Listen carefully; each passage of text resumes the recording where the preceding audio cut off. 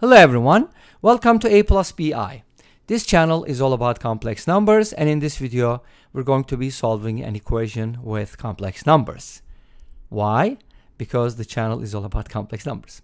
I also have another channel which is Cyber Math. If you haven't checked it out yet, go ahead and check it out.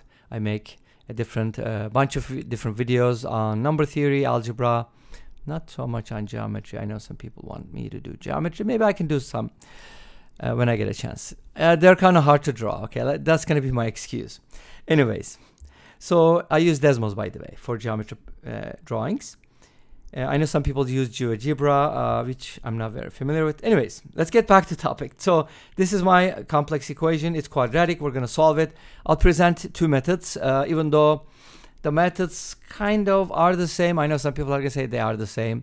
They're not exactly the same. They kind of use similar ideas, and one of them could be considered a proof of the other, but that doesn't mean they are the same. Because if two things are the same, to me, they are identical, indistinguishable, or indistinguishably identical. Anyways, so if you are new to complex numbers, what can you do? You can go ahead and check out my lecture videos. I made a bunch of videos on the basics of complex numbers, and if you have any questions, please let us know always in the comment section down below.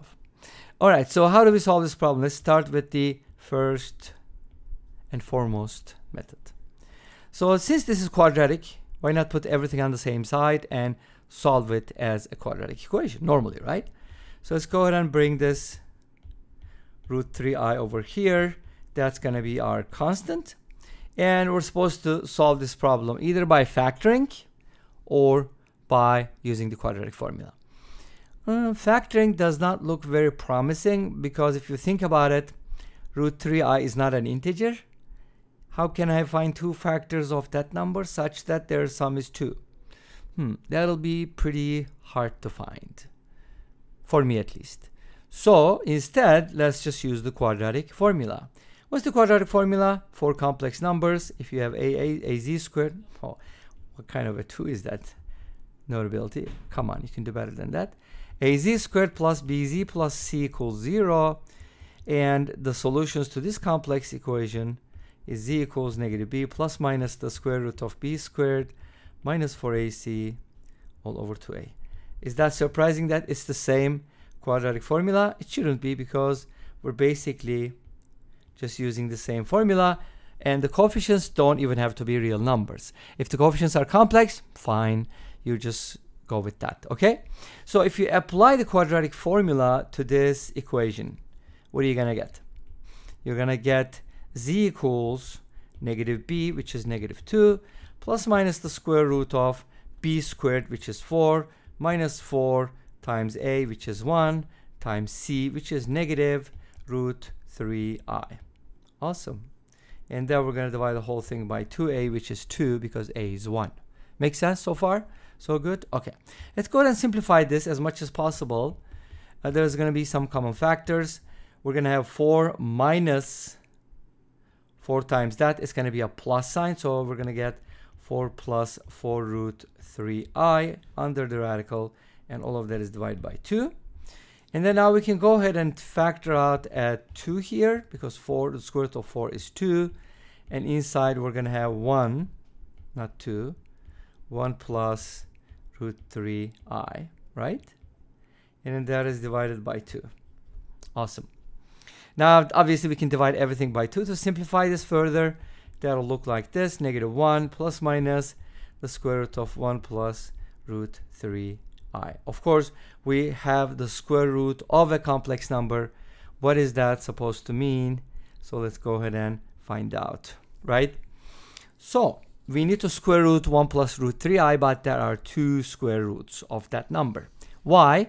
Because a complex number has 2 square roots except for 0. 0 is lonely, kind of like interesting and weird at the same time, because you can't really find the argument. If z is equal to 0 plus 0i, tangent theta will be undefined. It's very problematic. Let's just leave it at that, just like at dot. Okay, at 0, 0, which is the origin. Cool. So how do we find the square root of a complex number? That is the question, right? To find it, we have a couple different ways. First method, maybe 1a could be considered. We're going to set it equal to a plus bi, and then from here square both sides, right?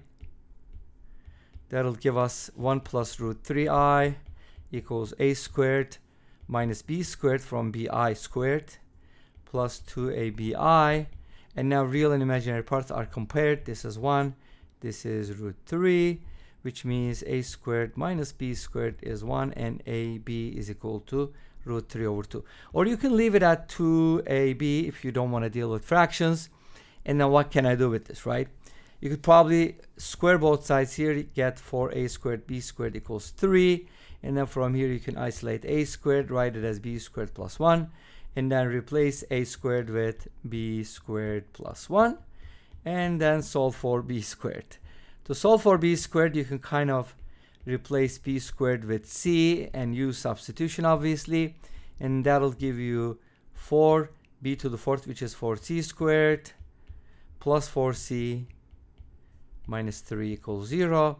And then by using the quadratic formula, negative b plus minus the square root of b squared minus 4ac. I think that's going to be plus 48. That'll be a 64 divided by 2a, which is 8. That is, square root of 64 is 8, so it's going to give us negative 4 plus minus 8 over 8. Or negative 4 plus 8 over 8, negative 4 minus 8 over 8. Remember, these are the c values. This is going to be 1/2. This is going to be negative 2/3. Great. These are the c values. What is c? c is b squared.